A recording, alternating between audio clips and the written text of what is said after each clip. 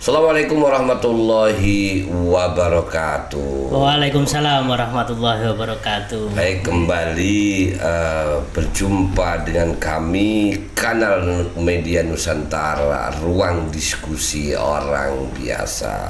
Alhamdulillah, kembali lagi kita bisa bersama setelah satu pekan kita off ya karena banyak kegiatan. Maka malam ini kita bisa bersama untuk diskusi. Nah, ini ada hal yang lain. Kita akan diskusi terkait dunia pendidikan. Ya, kemarin kita sudah diskusi terkait dengan profiling lembaga dan seterusnya.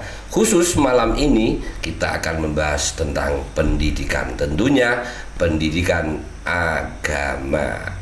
Kaitan dengan hal itu, kita malam ini spesial kedatangan tamu seorang penggiat pendidikan agama. Beliau adalah Ustadz Hadi Santoso. Assalamualaikum Ustadz. Waalaikumsalam Gus. Alhamdulillah. Akhirnya bisa rawuh ya. Bisa bersama. Saya nanti akan mendalami terkait kiat-kiat panjenengan di dunia pendidikan tentunya. Maka sebelum itu saya minta tolong profil panjenengan dijelaskan dulu agar ini pemirsa saya ini biar paham dan mengetahui kan, wah siapa itu dan seterusnya.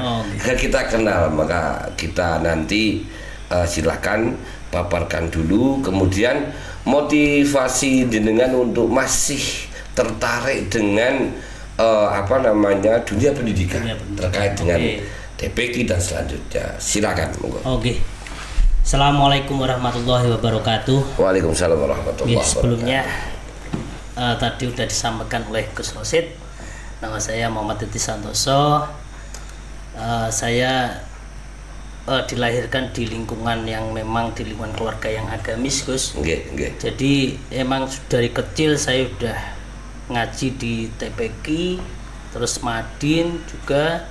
Saya sampai MTS, terus MTS saya di pesantren, lulus pesantren saya kuliah di UIN Salatiga. Dulu masih IAIN kan? Iya, betul. Nah itu background saya. Saya aslinya Pabelan nih, Gus. Pabelan ya? Pabelan. Terus saya dapat hijrah ke sini. Hijrah. Terus saya di Jatisari Pringapus kan. Nah, istri saya orang situ kan. Baik. Terus di situ juga saya tidak bisa melepas apa yang sudah saya tanamkan dari awal karena saya emang di dunia pendidikan, entah itu pendidikan umum juga pendidikan agama, Gus. Jadi girohnya tetap ke situ ya. Itu giroh yang tidak bisa dihilangkan mungkin seperti itulah. Apapun keadaannya itu harus ada.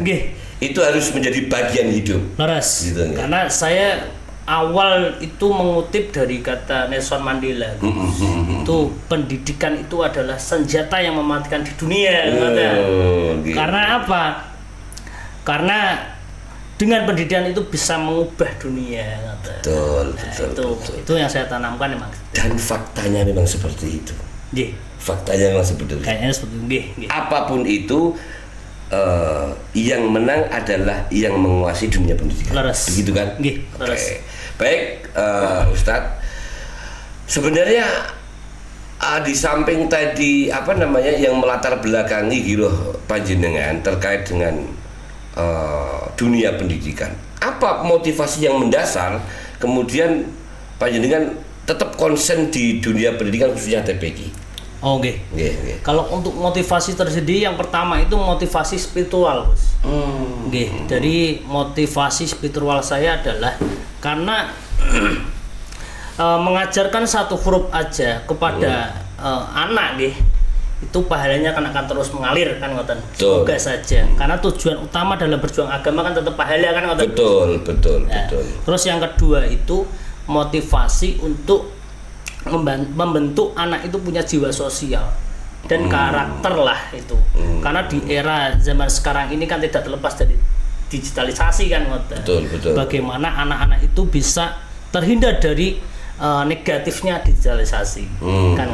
Untuk yang kedua, karena dengan adanya TPQ itu, nah ini Gus, di TPQ itu tidak hanya mengajarkan satu huruf, 2 huruf saja, tapi juga mengajarkan bagaimana tentang kejujuran, tentang kedisiplinan, terus tentang ilmu-ilmu agama yang lain lah, fikih dan lain sebagainya. Itu Gus. Kemudian gini, saya nggak paham. Ini menurut perasaan saya ya. Lembaga pendidikan yang paling tidak mendapat respek dari, mohon maaf, lembaga pemerintah ataupun masyarakat, ini kan TPQ. Kenapa justru panjenengan tertarik di situ? Padahal ini satu lembaga yang mungkin kurang bahasa Jawanya diopeni oleh para pemangku kebijakan. Iya, itu tadi Gus. Kalau prinsip saya terkait pendidikan itu gini,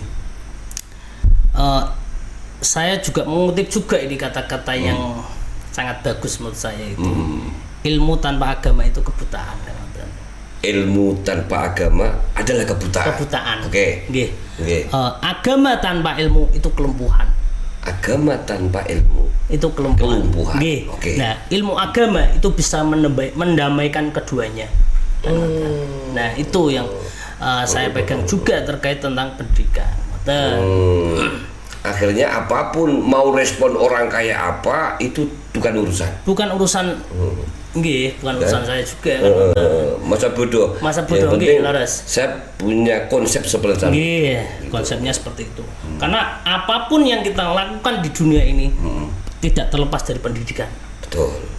Mau jadi pengusaha juga harus berpendidikan. Harus tahu ilmu tentang usaha pengusahaan itu tadi kan.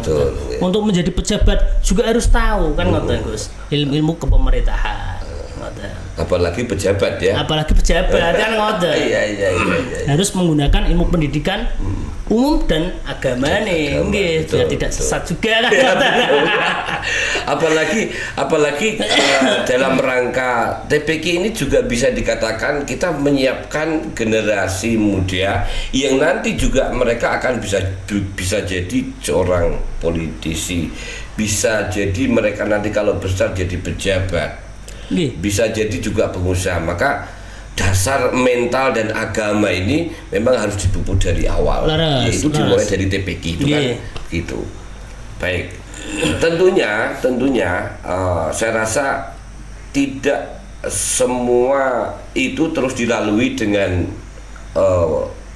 nyaman, kemudian mulus tanpa kendala dan seterusnya. Maka strategi apa sebenarnya yang sedang terapkan sehingga terbentuklah satu lembaga pendidikan itu, mengingat sekarang ngelola anak ini kan luar biasa susahnya, kan begitu? Tidak mudah. Lalu kiat-kiat apa sehingga anak-anak tertarik untuk berangkat jam-jam segitu dengan bisa menguruskan dan seterusnya? Kiatnya apa sebenarnya? Yang pertama untuk strategi untuk pengembangan berarti betul. Pengembangan TPQ itu yang pertama itu SDM-nya Gus, SDM pengajarnya. Karena saya juga merasa sulit untuk benar-benar mencari ustadz atau ustadzah yang memang mau benar-benar mengabdi untuk ilmu pendidikan agama itu, khususnya di TPQ. Nah, itu emang susah Gus. Jadi alhamdulillah juga kalau di TPQ saya bukan saya.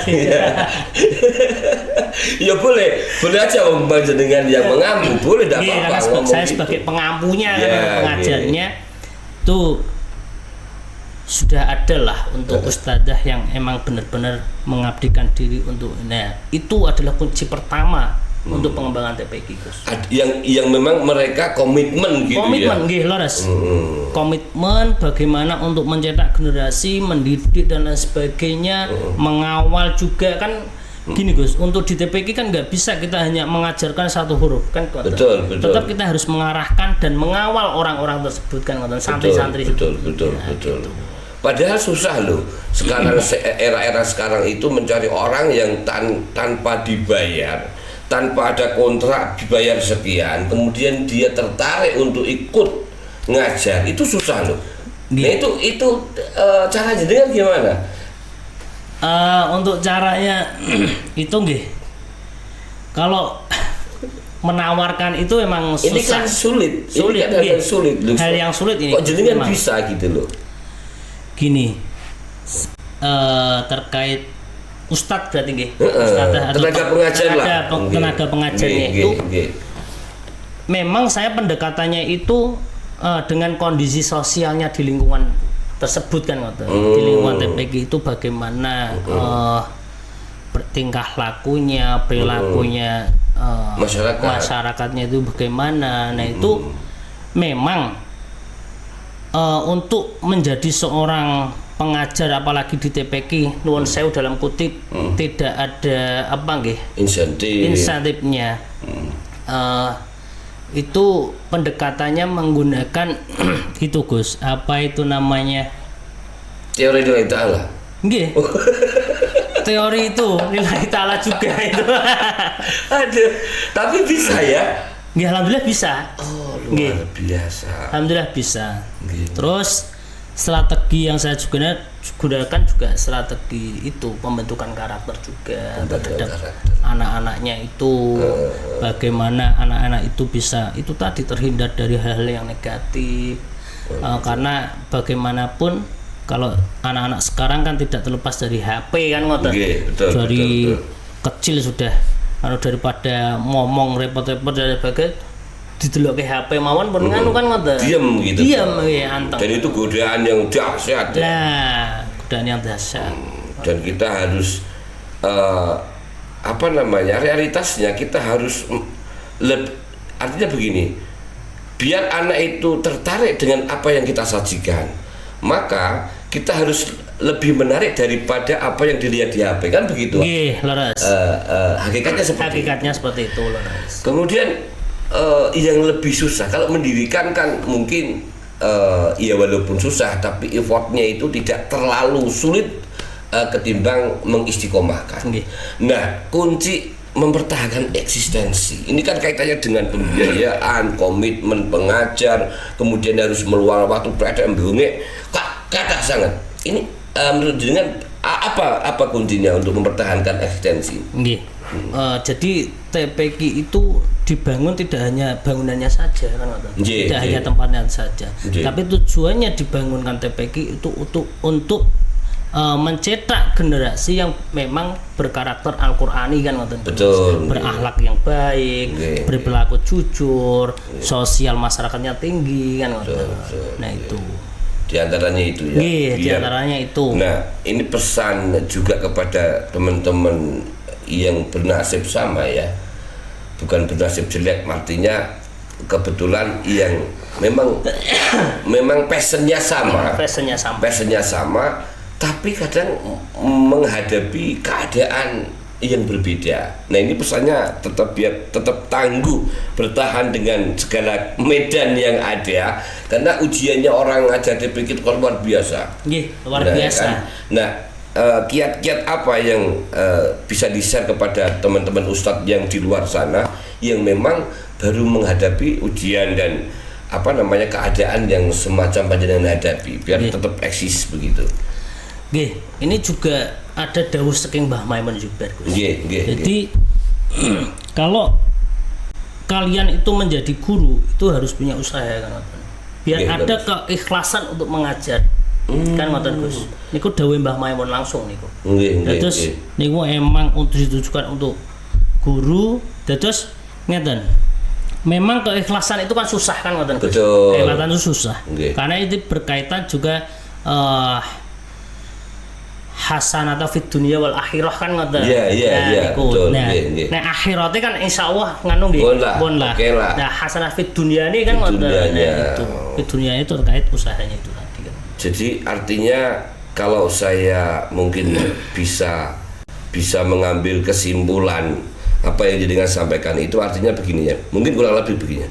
Sebelum kamu mengurusi orang lain, maka selesaikan dulu urusanmu. Begitu ya.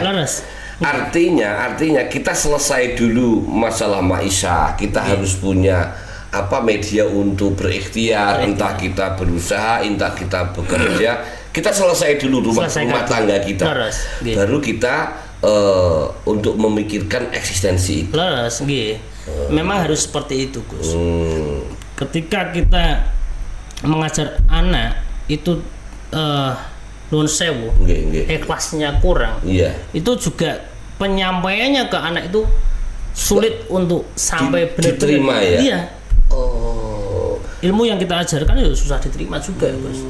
Kan ngoten, karena pikirannya kan juga macam-macam. Masih bawa masalah ini tadi. Masalah belum selesai, masalah rumah nanti mungkin dihadapi, apalagi di TPQ kan anak-anak kecil kan ngoten. Masalah di rumah belum selesai, ngajar anak-anak sekalian kan ngoten. Jadi pesannya untuk teman-teman guru TPQ itu tetap harus punya usaha dulu. Ya. Entah itu bekerja, entah itu. Betul. Maksudnya punya penghasilan lain lah ngoten.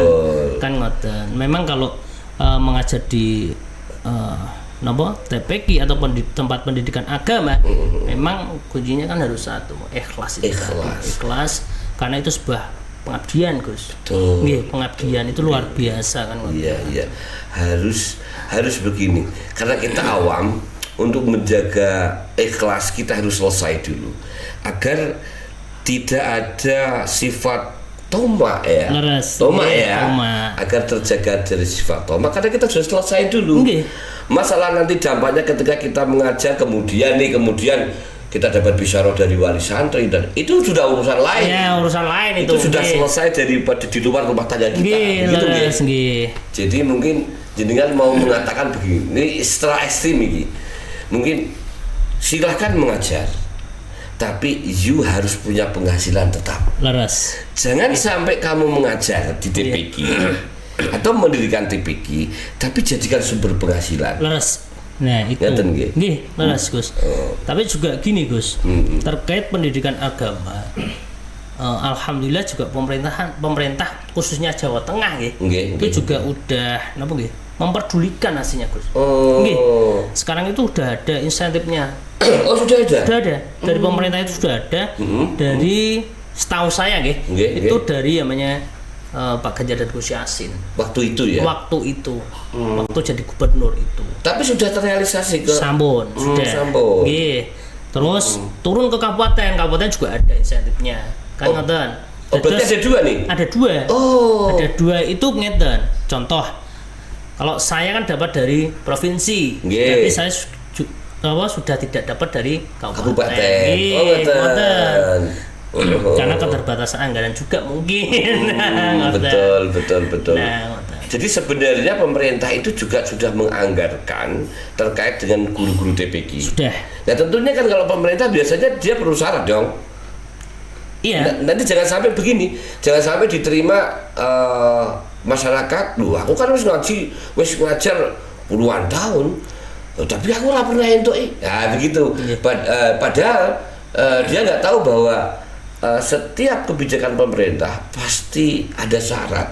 Kan begitu. Nah itu diantaranya yang TPQ yang sudah mendapatkan gurunya mendapatkan insentif itu. Kriterianya apa? Nah itu yang pertama itu TPQ-nya itu sudah legal. Legalitasnya sudah ada kan, nomor statistiknya sudah turun, hijabnya sudah ada kan. Itu nanti biasanya kalau kuotanya memang ada, kuota insentifnya itu ada, nanti dari Kemenak menghubungi dari Batko kan, Batko itu badan komunikasi guru-guru TPQ itu. Jadi didaftarkan dulu. Nggih, didaftarkan dulu ngoten. Bagi TPK yang walaupun muridnya banyak dan usia TPK-nya sudah puluhan tahun mungkin, tapi selama belum ada ijobnya, belum ada apa tadi statistiknya dan seterusnya, ya tidak akan mendapat begitu. Nggih, tidak akan dapat. Makanya kemarin waktu saya mengajukan ijob tahun ini saya Gus dapat ijobnya, alhamdulillah. Itu di bulan saya pengajuan di bulan Februari akhir Januari Februari awal saya sudah dapat. Nah itu juga sempat kemarin itu saya juga tanya-tanya terkait insentif karena di TPK saya statnya juga belum ada kan ngoten Gus. Kalau saya itu dapatnya dulu waktu ngajar Madin di Pabela. Oh gitu. Ngoten. Terus saya pindah di Pringapus. Setelah 1 tahun saya di Pringapus, saya lepas ganti ustadz yang sana kan ngoten. Oh ngoten. Terus yang sini kemarin itu sempat saya tanyakan, ternyata kuotanya belum ada. Kuotanya untuk tahun ini belum ada. Oh, jadi itu belum tentu yang tahun kemarin datanya mendapat, terus kemudian sekarang dapat lagi belum tentu juga ya. Belum tentu. Tergantung budget pemerintah. Ya? Laras. Oh begitu. Karena setahu saya ini dari bulan April juga belum cair. Dari teman-teman batku kemarin. Masya Allah, ini kepada para pemangku kebijakan terkait dengan yang urus TPK ini. Mohon dibantu terkait dengan apa namanya itu, tunjangan atau apa? Insentif. Bahasanya insentif, bukan gaji tapi insentif. Seberapapun itu akan bermanfaat ya buat teman-teman. Untuk minimal apa namanya buat tambah spirit ya, atau bahkan ada yang teman-teman yang menerima insentif itu buat nambah operasional, beli kitab, tidak dinikmati gurunya loh. Ada yang beli kitab untuk yang sudah rusak, alat tulis dan seterusnya gitu. Jadi ini buat pemangku kebijakan terkait dengan keberadaan TPK ini yang dulu pernah dianggarkan untuk insentif. Mohon untuk bisa ini dikembalikan seperti mula, kemudian bisa dicairkan gitu ya.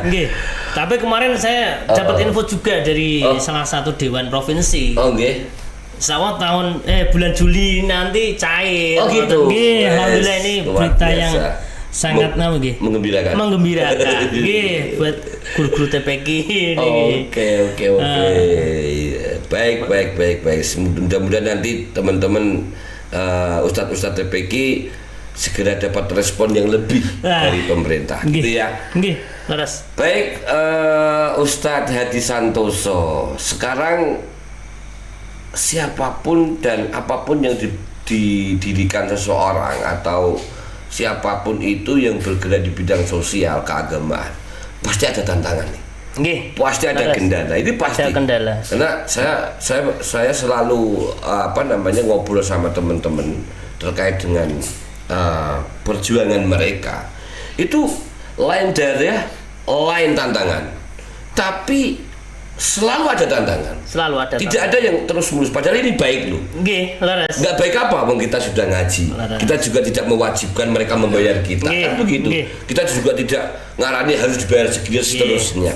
Tapi masih ada tantangan. Nah, apa tantangan terbesar panjenengan terkait mendirikan pengelolaan TPK? Iya, terkait dengan pengelolaan TPK. Tantangan terbesar. Untuk tantangan terbesarnya mungkin gini, Gus.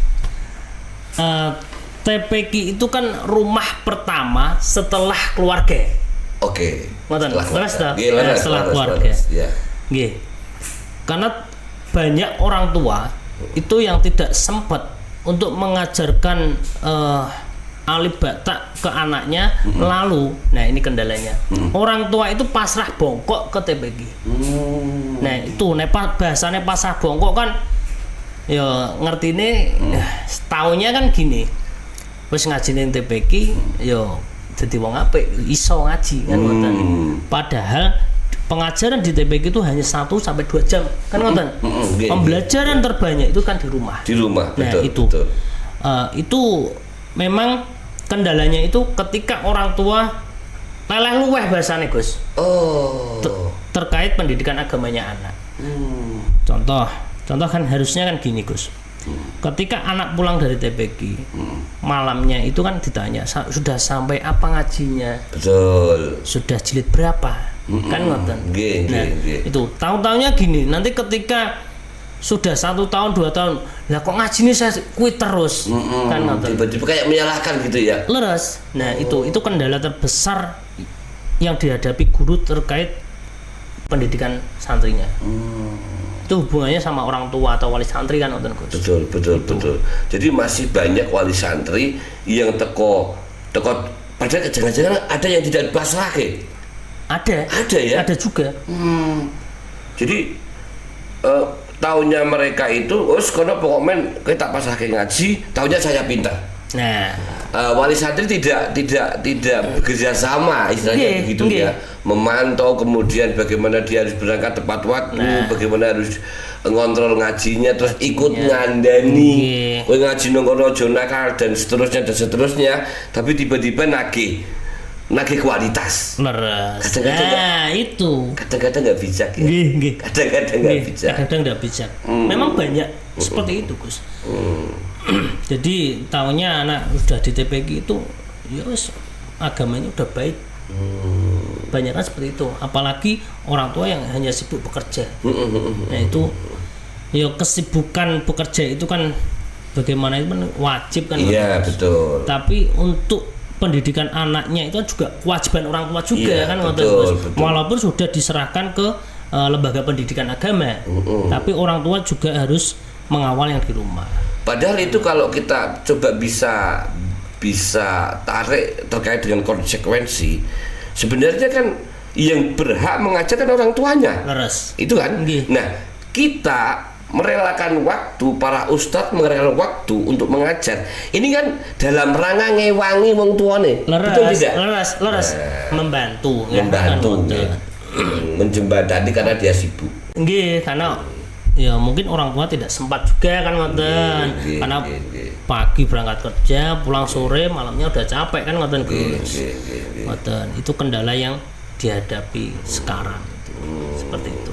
Kalau terkait operasional dan seterusnya, apakah menjadi kendala buat teman-teman yang ngajar di TPQ? Khususnya TPQ saya atau ya apa gimana nih? Kebanyakan TPQ lah. Kebanyakan TPQ. Menurut analisa jenengan? Oh, kalau menurut analisa kula nggih. Itu juga tantangan juga Gus. Untuk terkait operasional pengajar juga itu kendala yang dihadapi di zaman sekarang lah, karena gini, TPQ gratis itu banyak Gus, tapi terkadang kalau digratiskan orang tua itu tidak ada rasa tanggung jawabnya juga. Asal-asalan memangkat ya memangkat ora ya sae kan ngoten. Tapi ketika TPQ itu ada bahasanya syariah gitu. Nah, itu kan orang tua ada rasa tanggung jawabnya juga. Anakku ngaji tak ragati. Betul. Tanggung jawabnya di rumah ada. Kan ngoten. Ya memang harus begitu. Jadi artinya kita sebagai orang juga sama sebenarnya seperti wali murid. Kita itu juga orang ya. Juga sama punya keluarga, punya kebutuhan. Tapi kita menyisihkan sebagian waktu untuk konsen ke sana.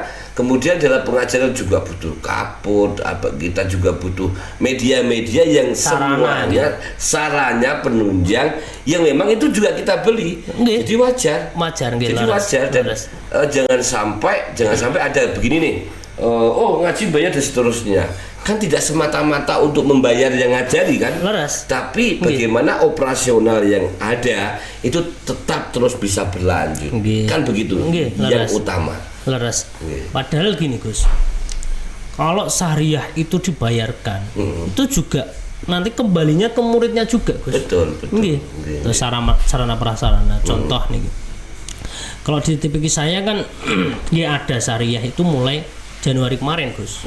Kalau tahun-tahun kemarin emang belum ada, karena masih ada support atau bantuan dari para donatur. Alhamdulillah sudah ada donatur, beberapa donatur lah emang yang concern di dunia pendidikan agama juga. Mereka tidak punya waktu untuk mengajar, tapi mereka menyupport dengan bantuan operasionalnya itu. Ngoten nggih.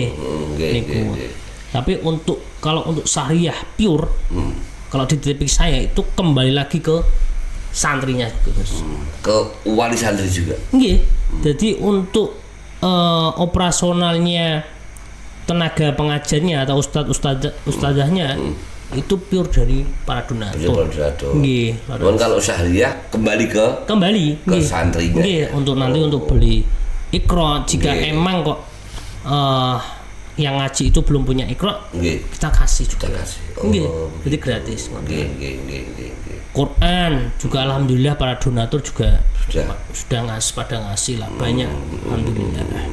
Kalau di TPK saya alhamdulillah Gus yang nyupport banyak. Alhamdulillahnya nyupport banyak dan masyarakat karena gini. TPK Al-Muttaqin itu didirikan juga atas kehendak masyarakat. Jadi rasa memilikinya masyarakat tinggi. Masyarakat itu ngopeni, yang ngurusi, ngurmati. Ini alhamdulillah miliknya masyarakat lah, khususnya Jatisari kan. Teman-teman kan tidak senasib jenengan ya. Artinya ada yang memang masyarakat itu nggak peduli. Ada seperti itu. Jadi adanya TPK itu karena masyarakat nggak peduli, akhirnya ada seorang yang mendirikan TPK, kan begitu? Nah, akhirnya apa-apa yang membiayai ya dia sendiri, dia juga ngajar, dia juga membiayai operasional. Kadang-kadang orang tuanya itu menutup mata nih, padahal anaknya ngaji di situ loh.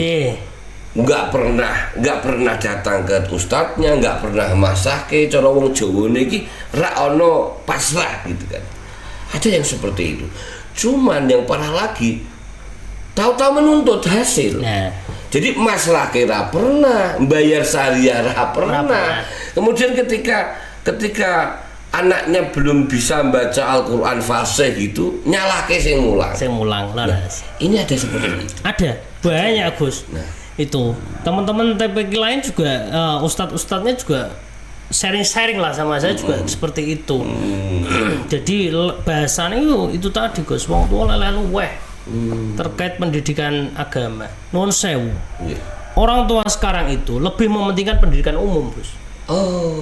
Itu sekarang gini, anaknya sekolah di sekolah Allah. Itu telat 1 bulan pun geger kan ngoten. Geger. Wah, setelah sebulan ki lek bayar. Tapi di pendidikan agama non sewu di TPK meh telat 2 bulan, 3 bulan, 4 bulan. Luweh. Nah, itu. Padahal nominalnya lebih kecil. Wah, beda jauh, Bos. Malah 2 kali lipatnya kan gitu. Itu ada yang salah itu. Nah, itu.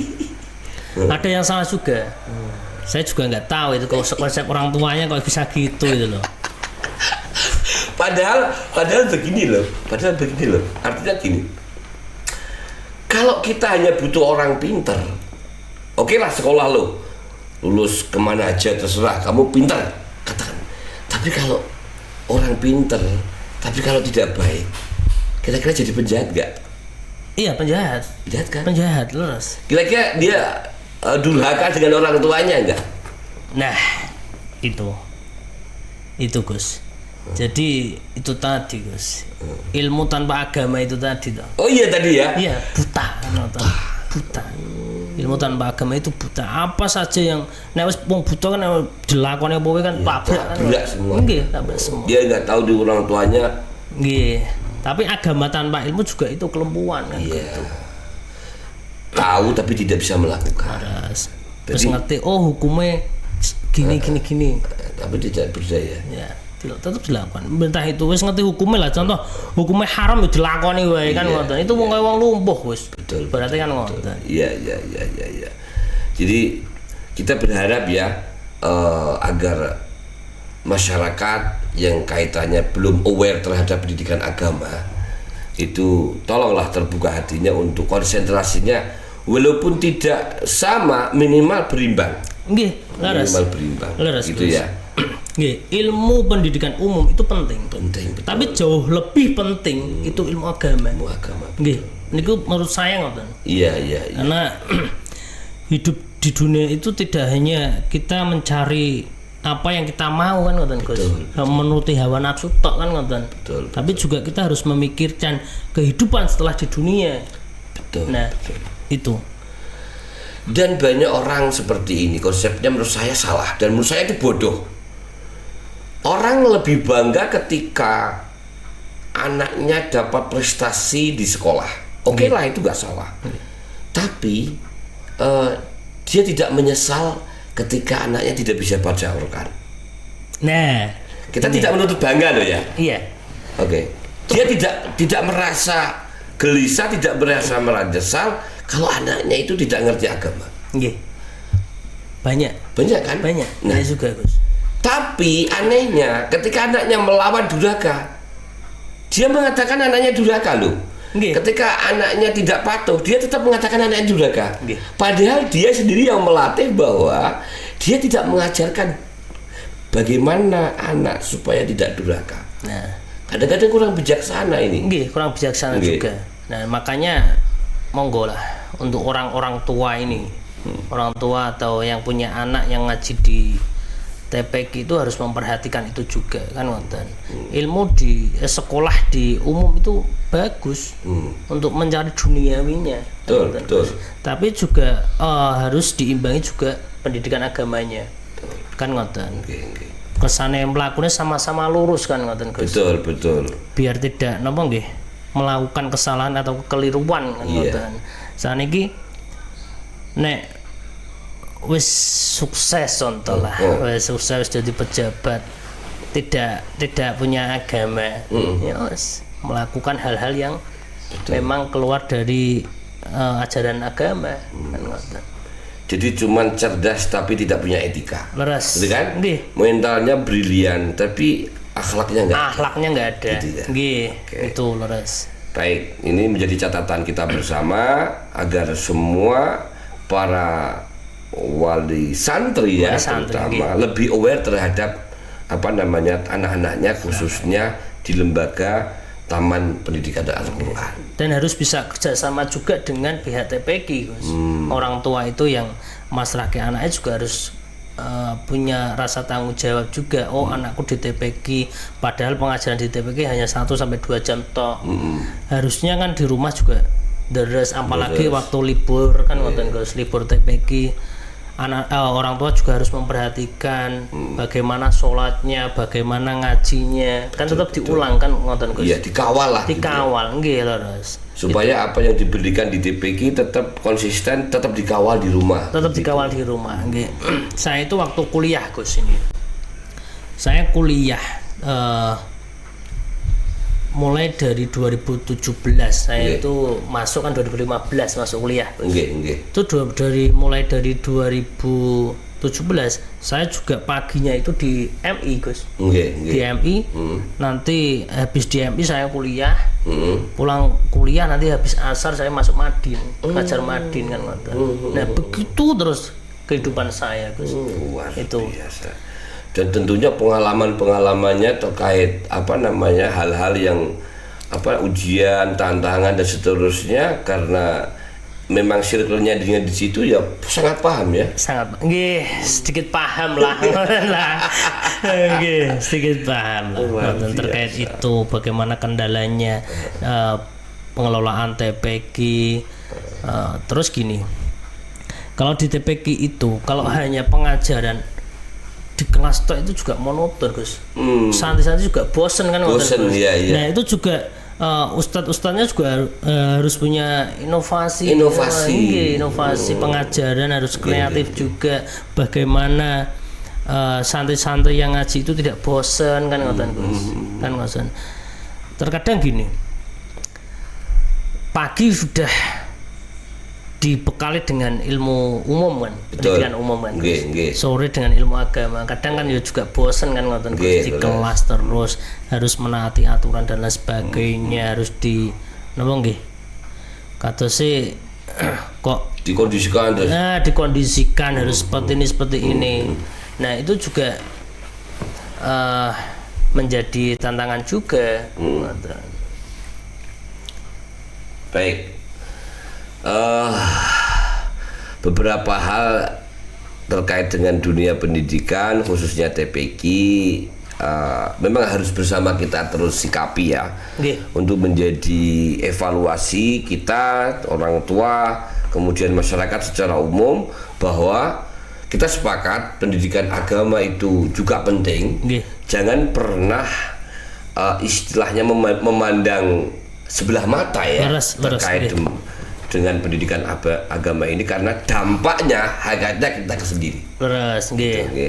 Itu yang mungkin pesan yang kita tangkap selama kita diskusi. Kemudian tentu apa-apa yang diajarkan oleh dibuat kurikulum di TPQ itu mau tidak mau itu sangat mempengaruhi memberi peran terhadap pendidikan masyarakat, khususnya pendidikan sosial dan keagamaan.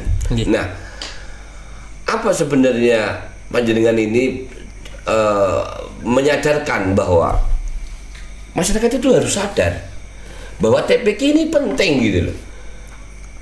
Kiat-kiatnya apa? Biar ini bisa mengedukasi teman-teman guru TPQ yang lain yang kemudian mengalami hal yang sama, tidak mendapatkan respon yang baik atau masyarakatnya belum aware terhadap pendidikan TPQ ini. Kalau untuk TPQ kan memang dikhususkan untuk santri yang umurnya masih kecil lah kan. Jadi memang seseorang santri itu harus dibekali dari sejak dini kan Gus. Dibekali dengan ilmu agama, jangan hanya ilmu umum umum saja kan ngoten. Jadi memang harus dibekali dari sejak dini, entah itu nanti kejujuran, entah itu kedisiplinan dan lain sebagainya, karena juga di TPQ juga mengajarkan tentang kedisiplinan, tidak hanya di pendidikan formal toh kan ngoten Gus. Di pendidikan non formal TPQ itu juga mengajarkan ya nggak jauh berbeda lah dengan pendidikan formal kan ngoten. Memang kalau TPQ itu kan memang belum ada kurikulumnya. Nah ini Gus, itu berbeda dengan Madin. Kalau Madin itu sudah ada kurikulumnya dari tertata, sudah tertata. Kalau Batko itu memang itu kebijakan dari lembaganya itu Gus. Itu. Nah saya itu juga mencari referensi juga sampai sekarang kurikulum apa yang TPQ yang bisa saya terapkan di TPQ saya. Nah itu memang menjadi PR tersendiri. PR tersendiri. Saya sebagai pengajar juga terkadang ya. Kalau TPQ kan Taman Pendidikan Al-Quran kan hanya mengajarkan bagaimana anak itu bisa membaca Al-Quran dengan baik, mentahsinkan, membenarkan bacaan-bacaannya kan betul. Tapi kalau di TPQ saya juga membawa itu tadi kurikulum atau membuat kurikulum sendiri. Di situ saya juga tajwidnya saya menggunakan Sifaul Jinan. Nah itu kan juga kurikulumnya Madin aslinya Gus. Tapi saya peruntukkan untuk yang memang usianya udah agak ke atas, sudah kelas SMP lah, dari kelas 5 SD sampai SMP. Nah itu udah saya kasih kurikulum itu tentang tajwidnya. Terus untuk terkait tata cara sholatnya juga Gus, itu juga saya ada kurikulumnya sudah membawa kitab fasolatan itu.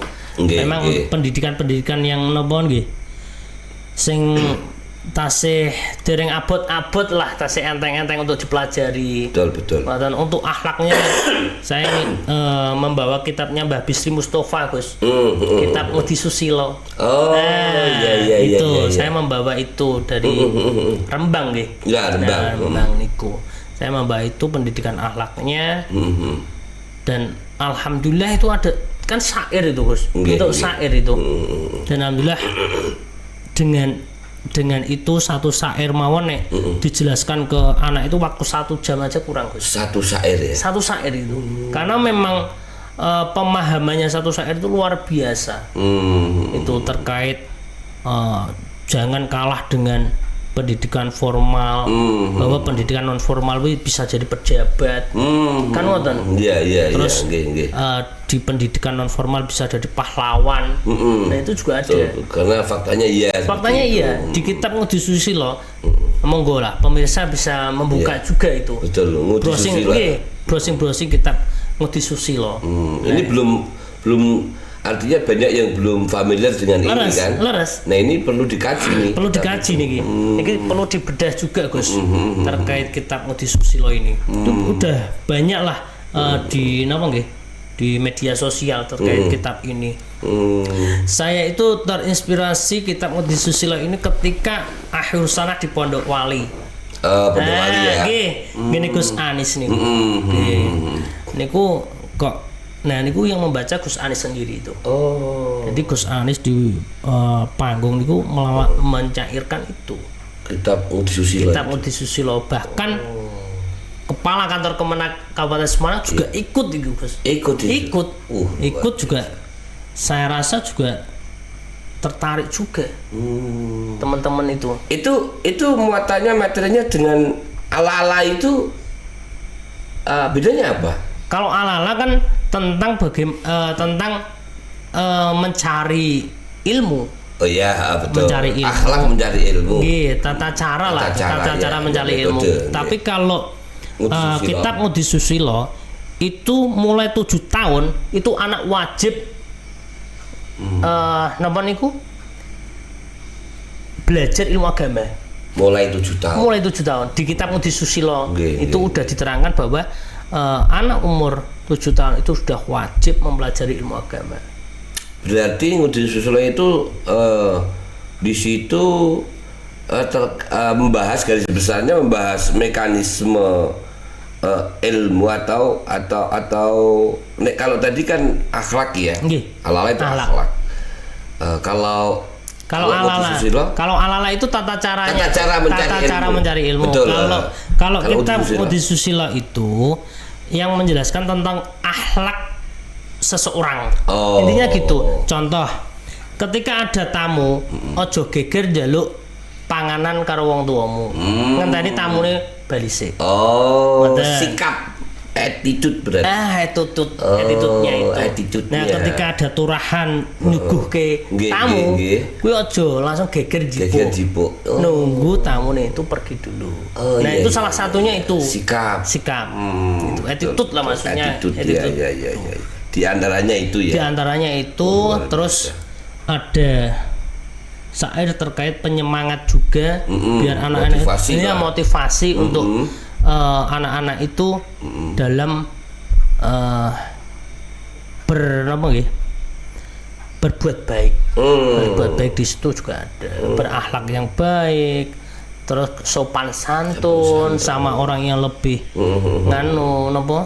tua. Contoh tuh diterangkan ketika ada orang tua duduk, kita sebagai yang lebih muda jangan berdiri. Nah itu juga ada. Terus jangan membelakangi orang yang lebih tua, apalagi itu guru kita. Nah itu perlu kita tanamkan juga. Itu kan adab sopan santun. Betul. Tawaduk lah itu. Tawaduknya kan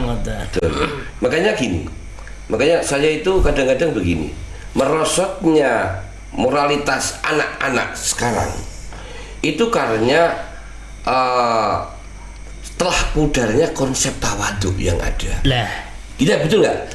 Ini menurut saya loh.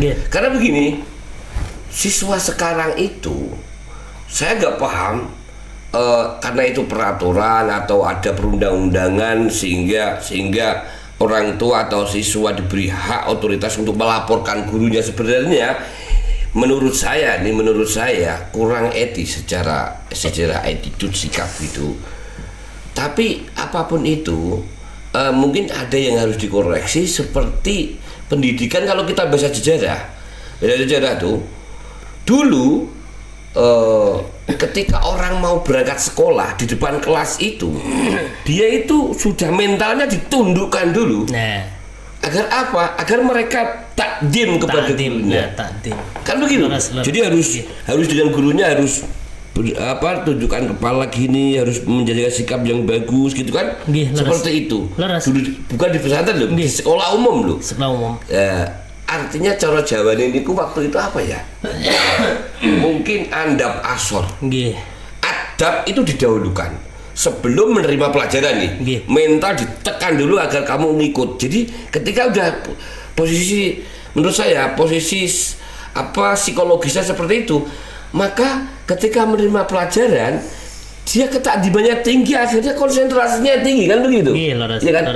Tapi kalau sekarang jangankan menduduk kan begitu, sama gurunya aja berani, telat aja berani, Makanya kan banyak juga kasus terkait itu, Gus. Anak-anak SMA berkelahi dengan gurunya. Nah itu padahal hal sepele dielengke. Nah ini perlu catatan juga kan, Gus. Kenapa kok hukumnya bisa bergeser dulu? Nah itu juga dilemanya seorang guru seperti itu, Gus. Karena gini, saya harapkan juga lah ini, saya juga pengajar di pendidikan formal. Saya harapkan itu pemerintah juga segera mendukung pembuatan RUU perlindungan guru. Betul. Karena ketika guru ada siswa yang memang itu sikapnya sudah keluar batas. Betul. Itu nek dielengke mesti lapor wong tua nih kan ngoten. Iya. Nah wong tua nih lapor yang kepolisian dan lain sebagainya. Itu yang kena nanti gurunya. Padahal gurunya itu mengarahkan yang baik. Betul. Nah itu. Iya. Itu yang saya harapkan segera membuat RUU perlindungan guru. Betul. Nah itu. Nah biar ada balance gitu ya. Ada perlindungan anak, kemudian dalam dunia pendidikan ada perlindungan guru. Agar guru juga nanti kesannya tidak terdiskriminasi oleh undang-undang gitu kan. Sekarang tapi sudah ada acuan untuk itu ya, sudah ada usulan untuk itu ya. Kalau usulan untuk itu kayaknya sudah ada. Tapi nggak tahu udah dikaji atau belum itu. Udah sampai ke sana atau belum itu. Karena kalau itu tidak diterapkan nanti gini, akhirnya guru main aman. Contoh begini, anak nakal nih, ya daripada kita ngingetin terjadi masalah, ya biarin aja nakal.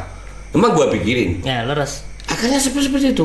Yang terdampak ada kualitas pendidikan secara menyeluruh. Tapi kan mestinya negara ini kan banyak orang pintar. Kenapa nggak ada yang mengkaji soal ini?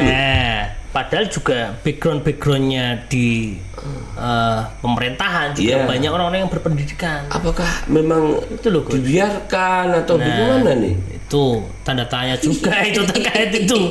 Saya juga bingung itu. Kenapa kok nggak dikaji?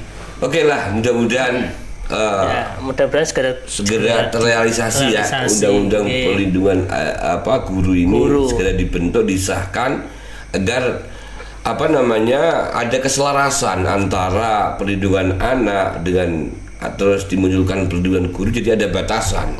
Guru juga punya hak untuk menjaga otoritas sebagai pengajar, kemudian murid juga punya hak agar tetap nyaman dalam belajar, begitu. Jadi tidak ada nilai adil di situ.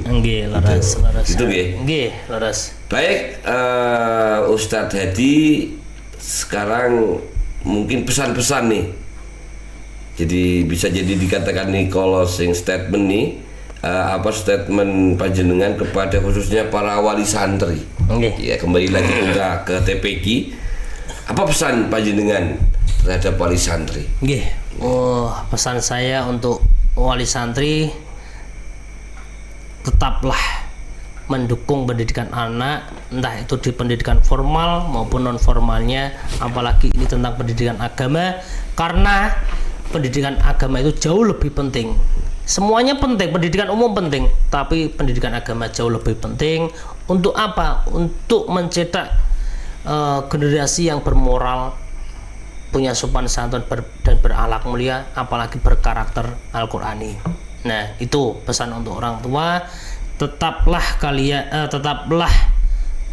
menjadi orang tua yang memperhatikan pendidikan anaknya, tidak hanya sibuk dengan pekerjaannya tapi juga peduli dengan pendidikan anaknya. Mungkin itu, Gus. Baik, terima kasih telah hadir di podcast kita yang sederhana di kanal Media Nusantara, ruang diskusi orang biasa. Jadi tadi semua adalah diskusi orang biasa ya. Jadi kalau ada salah, ada apa, wajar karena kita orang biasa. Kita bukan juga pejabat, kita juga bukan orang yang punya decision maker yang strategis. Kita hanya orang biasa yang untuk mencoba speak up apa yang kita rasakan. Siapa tahu didengar kemudian menjadi edukasi atau menjadi motivasi kepada yang lain. Baik, seperti itu, terima kasih. Aduh, batuk. Terima kasih telah mengikuti kami di diskusi malam ini. Mudah-mudahan ada dampak baik kepada kita semuanya, dan mohon maaf ada segala kekurangan dan kesalahan. Hadanallahu wa iyyakum ajmain. Ihdinas siratal mustaqim. Wassalamualaikum warahmatullahi wabarakatuh. Waalaikumsalam warahmatullahi wabarakatuh. Terima kasih. Selamat berjuang. Siap, Gus.